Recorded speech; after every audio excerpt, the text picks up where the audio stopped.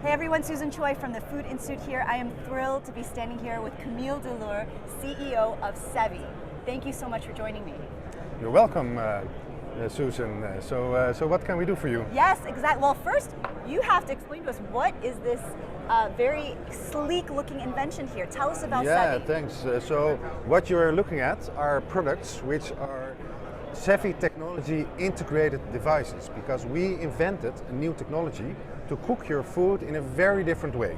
So our technology is able to cook fast at low temperatures, which is of course a contradiction in current cooking technologies, because for the past few 100,000 years we were cooking with applying heat to the outside of the ingredient, and we needed time to get the heat transferred to the middle of the ingredient.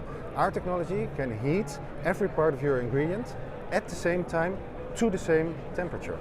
That's amazing. One thing that I want to know more about, Kamiel, is yes?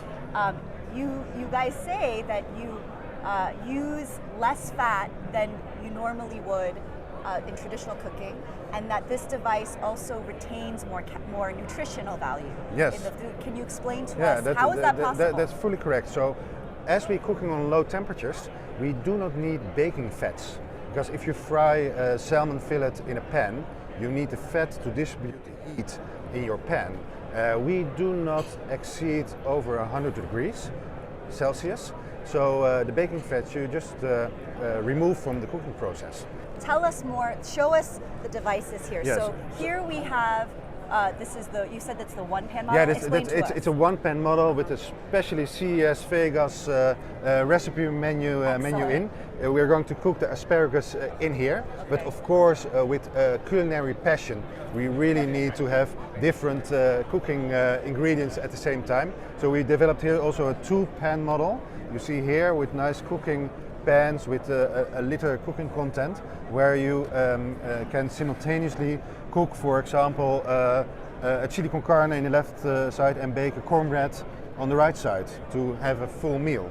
And so you are simultaneously working towards marketing, scaling towards both of these environments. Yeah. That's what we do. Okay. And for if it's domestic or professional, we always have the help of our executive chef, 𝗟𝗶𝗴 𝗂𝗶𝗹. He's going to show us how to cook a nice vegetable.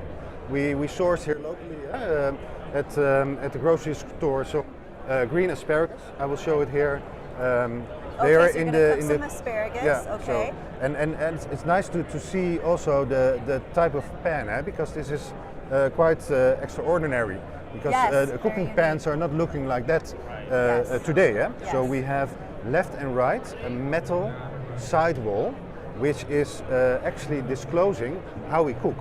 Because the reason that we can homogeneously heat on low temperature is because we are running currents through the ingredients, electrical currents. Wow. So Jeffrey is going to fill up this with water. Thank you, Yes, Jeffrey. exactly. So here you see now we are hitting the spot where we say the green asparagus, and we can choose actually which kind of The consistency. Yeah. Now the appliance takes care of everything.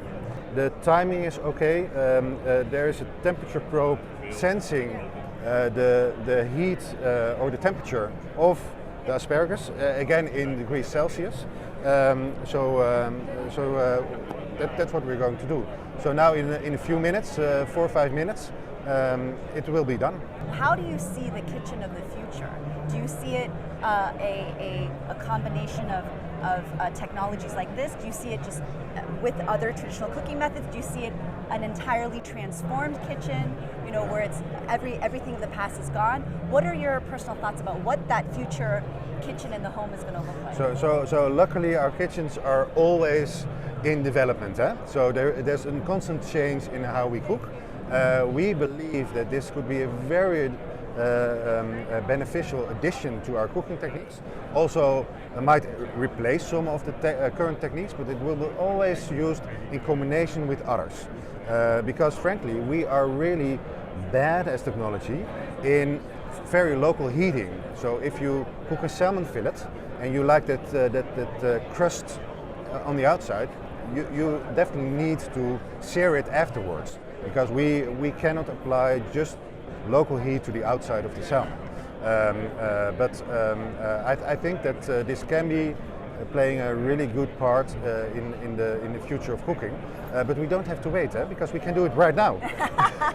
We are here, Absolutely, and we're going absolutely. to. You see already the temperatures rising. Quite high. So we have a full database on ingredients and what is the perfect temperature to balance the speed, the nutrients in a perfect way.